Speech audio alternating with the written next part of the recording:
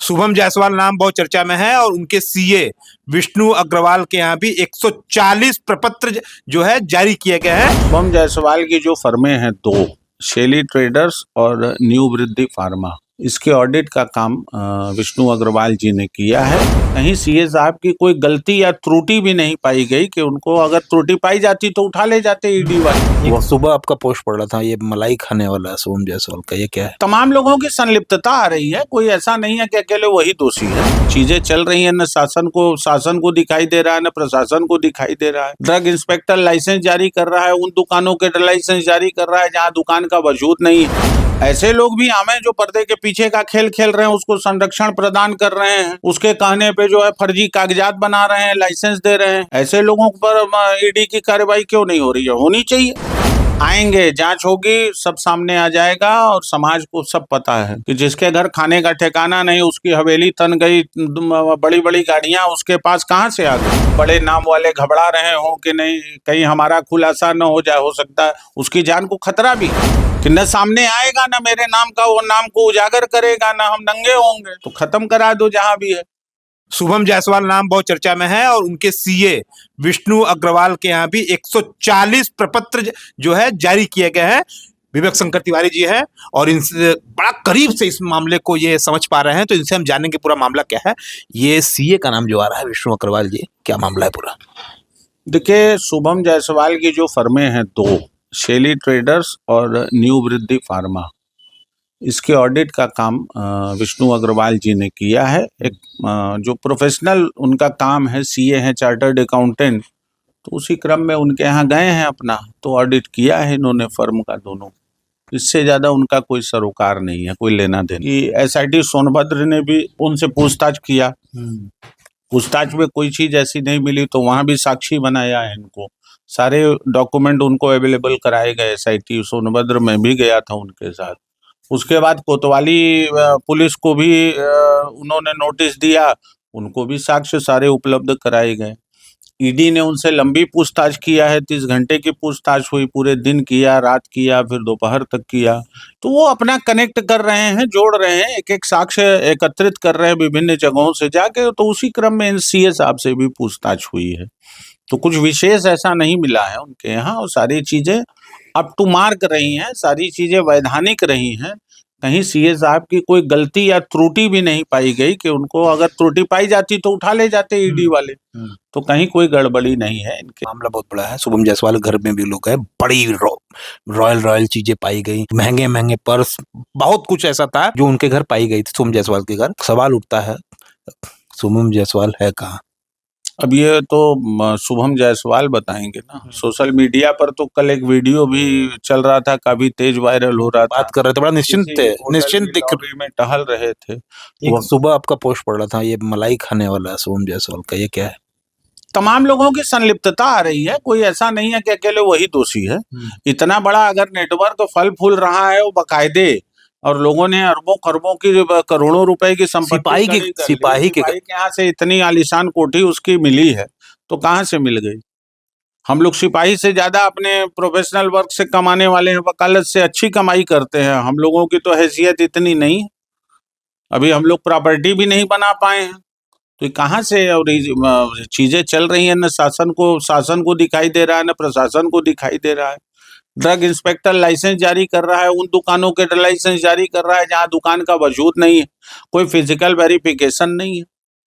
तो ये सब चीजें गड़बड़ियां हैं। अब देखिए, गलत आदमी क्या है, जब प्रशासन स्तर पे गड़बड़ियां रहती हैं, विभागीय स्तर पे गड़बड़ियां रहती है, तो उसका लाभ उठाता है, आगे बढ़ जाता है, रुपया कमा लेता है। तो ऐसे लोगों के खिलाफ केवल शुभम जायसवाल क्यों, केवल अमित टाटा ही क्यों? ऐसे लोग भी हमें जो पर्दे के पीछे का खेल खेल रहे हैं, उसको संरक्षण प्रदान कर रहे हैं, उसके कहने पे जो है फर्जी कागजात बना रहे हैं, लाइसेंस दे रहे हैं। ऐसे लोगों पर ईडी की कार्रवाई क्यों नहीं हो रही है? होनी चाहिए। अपराध करने वाले से ज्यादा दोषी तो वो माना जाता है जो अपराध करने वाले को प्रोत्साहित करता है, उसको संरक्षण देता है। उस पर कोई कार्रवाई नहीं। कार्रवाई तो उन पर भी होनी चाहिए, वो ज्यादा गंभीर है। उसका मनोबल बढ़ाने वाले जो लोग हैं, उनको तो और दंडित करना चाहिए। न मनोबल बढ़ाते, न वो इतना बड़ा स्टेप उठाता। नाम सामने नहीं आ रहा है ना? आएंगे, जांच होगी, सब सामने आ जाएगा और समाज को सब पता है कि जिसके घर खाने का ठिकाना नहीं, उसकी हवेली तन गई, बड़ी बड़ी गाड़ियां उसके पास कहाँ से आ गई। कल हम 3 करोड़ की गाड़ी से अगर घूमने लगेंगे तो ये चर्चा का विषय बनेगा कि नहीं बनेगा कि 3 करोड़ की गाड़ी एक वकील, साधारण वकील कहाँ से पा गया। सीए साहब ने उसकी ऑडिट किया। अब सीए साहब के अकाउंट में अगर 10-20 करोड़ रुपया अलग से शुभम जायसवाल डाले होते तो एक सवाल खड़ा होता, लेकिन सीए साहब बेदाग निकले, उनके पास तो कुछ नहीं मिला, क्लीन चिट मिल गई। क्लीन चिट है। निश्चित रूप से कोई गड़बड़ी होती तो ईडी थोड़ी छोड़ती, एसआईटी थोड़ी छोड़ती। एसआईटी सोनभद्र ने भी क्लीन चिट दिया है। आप सोनभद्र भी गए थे? बिल्कुल गए। क्या कुछ हुआ वहाँ एसपी साहब थे, एडिशनल एसपी थे, सीओ साहब थे और उनके इन्वेस्टिगेटिंग ऑफिसर थे श्रीवास्तव जी। सारे लोगों ने पूछताछ की है कि कागजात के बारे में जानकारी लिया।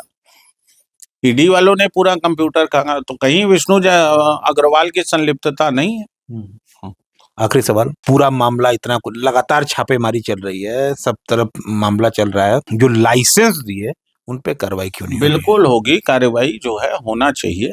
जांच चल रही है। अभी देखिए, अभी जांच किस ओर जाएगी, अभी सारे साक्ष्य संकलित किए जा रहे हैं। राष्ट्रीय चर्चा का विषय बना हुआ है यह केस, हर जगह बना हुआ, हर जगह पूरे देश में इस बात की चर्चा है। बाहर से लोग फोन कर रहे हैं हम लोगों को, तो सही आदमी, वास्तविक दोषी इसमें पकड़ा जाए और निर्दोष फंसे न, इसलिए विवेचना चल रही है, जांच चल रही है, सही तरीके से हो। सवाल ये उठता कि एकाएक तो 100-200 करोड़ का आ नहीं गया सब कुछ, धीरे धीरे आया होगा ना। वर्षों की तपस्या जो इन लोगों ने की है, जो व्यूह रचना की है, खेल खेला है, तो ये 1-2 साल का विषय नहीं है, 5 साल 6 साल।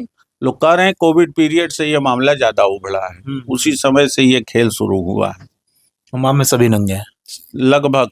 बड़े नामों की लग रहा है कि आएगा बड़ा नाम। देखिए क्या होता है क्या नहीं होता है। हो सकता है कि बड़े नाम वाले घबरा रहे हो कि नहीं कहीं हमारा खुलासा न हो जाए, हो सकता है उसकी जान को खतरा भी है।